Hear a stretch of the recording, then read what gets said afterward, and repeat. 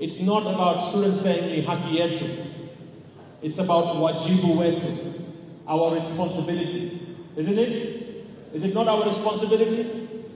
So we want you to emulate this example and then go back to your homes. And in your homes, you can also plant some fruit trees and make sure that those fruits are going to be available for your children or for your families. That our exams, right, are actually a reflection of your hard work. Because I know that you've worked really hard, and especially this school. You've worked very, very hard, right, to get to where you are.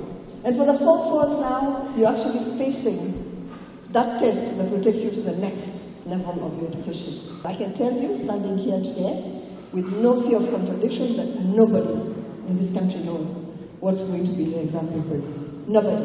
Anybody who comes to you, please send them away. Or even better, call the police on them.